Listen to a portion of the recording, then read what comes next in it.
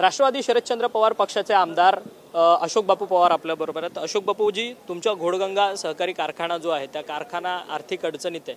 गेल्या अनेक दिवसांपासून महिन्यांपासून तुम्ही त्या कारखान्याला पुनरुज्जीवन करण्याच्या बाबतीत तुम्ही कर्जाच्या संदर्भात सरकारी चक्राफेरा मारतात। एनसीडीसी कडे तुम्ही कर्जाची मागणी सुद्धा केलेली होती, परंतु अलीकडेच 13 कारखान्यांना जवळपास 1890 कोटी रुपयांपर्यंतची संपूर्ण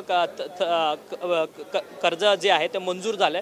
तुमच्या कारखान्याला अजूनपर्यंत कर्ज मंजूर नाही। निश्चितपणे गेले जवळपास आता 10 महिन्यापेक्षा जास्त काळ लोटला आहे की आम्ही रावसाहेबदादा पवार घोडगंगा साखर कारखान्याला एनसीडीसीचं जे कर्ज आहे ते मागतोय।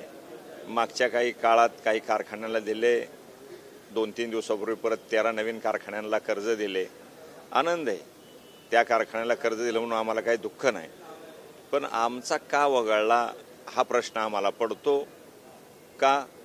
मी शरदचंद्र पवार साहेबांच्याकडे गेल्यामुळे असं होतंय का? कारण हे बरोबर नाही। राजकारणामध्ये दिवस बदलत असतात म्हणून संस्था म्हणून कोणी अडचणीत आणू नये। आदरणीय शरदराव पवार साहेबांनी कधीही असा दुजाभाव केला नाही। मागचा काळ तुम्ही तपासून पहा, कुठलीही संस्था ती कोणत्या पक्षाची आहे का ते कधी पाहिलं नाही, आणि त्यांनी त्या अडचणीच्या काळात पवारसाहेबांनी सातत्याने त्याही साखर कारखान्यांना मदत केली जे विरोधी असतील। आणि मग अशा वेळेला आज मी नसेल सत्तेकडं किंवा सत्तारूढ पक्षामध्ये म्हणून असं डावललं तर 25-30 हजार सभासदांचं मोठं नुकसान होतंय त्या ठिकाणी। आज तालुक्यात 25 लाख मेट्रिक टन ऊस उभा आहे, म्हणजे गरज आहे आज आमच्या कारखान्याला, किंवा ऊस नाही असं नाही।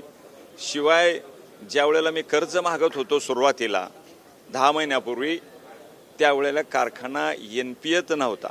मला आठवतंय की मागच्या जून-जुलैमध्ये 23ला आम्ही कर्ज मागत असताना कारखाना NPAत नव्हता। मग NPAत नसताना उलट त्या कारखान्याला प्राधान्याने द्यायला पाहिजे होते, पण पुढे अडचणी वाढवून मग त्रास देऊन तुम्हाला त्या ठिकाणी लटकत ठेवणं ही अत्यंत दुर्दैवी गोष्ट आहे। खरं तर बापू, आम्ही उपमुख्यमंत्री अजित पवार यांच्याशी काही पत्रकारांनी ऑफ द रेकॉर्ड संवाद साधला, त्यावेळेस त्यांचं म्हणणं होतं की अशोक बापूंच्या कारखान्यात काहीतरी त्रुटी आहेत, त्या त्रुटींमुळे त्यांना कर्ज जे आहे ते मंजूर होत नाहीये। ज्यांच्या त्रुटी आहेत त्यांना कसं काय कर्ज देणार असं त्यांचं म्हणणं होतं।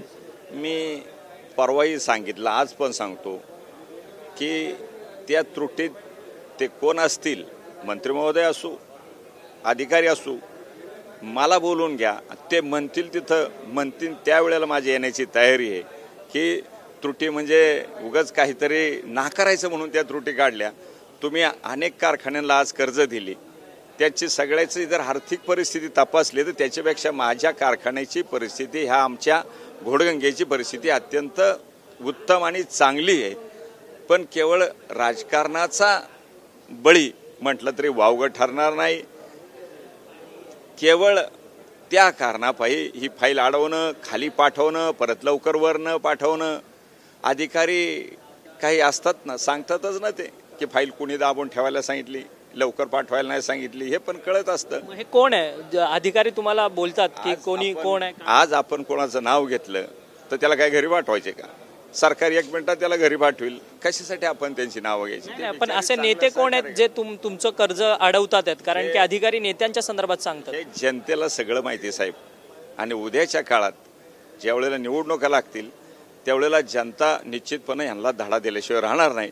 कुठल्याही संस्थेवरती असा अन्याय करणं अत्यंत गैर आहे असं मी म्हणेन। तुम्हाला अजित पवारांनी देखील आव्हान दिलेलं होतं निवडणुकीमध्ये, तुम्ही कसे आमदार होता म्हणून, आणि त्याच आवेशापोटी हे सगळं कारखान्याचं राजकारण सुरू आहे असं तुम्हाला वाटतं?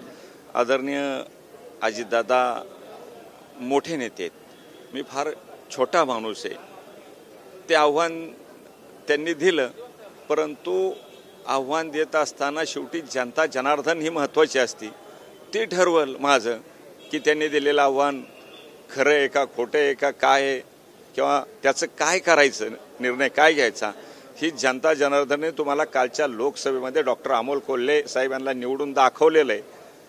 पुढच्या काही काळात परत जनता याचं उत्तर दिल्याशिवाय राहणार नाही। धन्यवाद, तुम्ही आमच्याशी बातचीत केली. हे होते अशोक बापू पवार, जे राष्ट्रवादी काँग्रेस शरदचंद्र पवार पक्षाचे आमदार आहेत. त्यांच्या घोडगंगा या सहकारी साखर कारखान्याला NCDC कडनं कर्ज जे आहे ते नामंजूर करण्यात आले. त्यामुळे त्यांचं असं मत आहे की सत्ताधाऱ्यांकडनंच माझ्या कारखान्याला सातत्याने कर्ज जे आहे ते नामंजूर केलं जातं, कारण की मी विरोधी पक्षात असल्यामुळे माझ्यावर ही वागणूक जी आहे ती दिली जाते, असा थेट आरोप जो आहे तो त्यांनी सत्ताधाऱ्यांवरती केलेला आहे. व्हिडिओ जर्नलिस्ट अमित शिगवणसह अक्षय मंकानी, TV9 मराठी, मुंबई.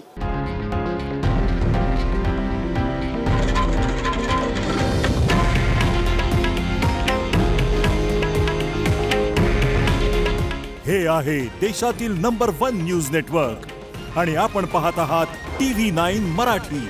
काळजी तुमची, हित महाराष्ट्राचं.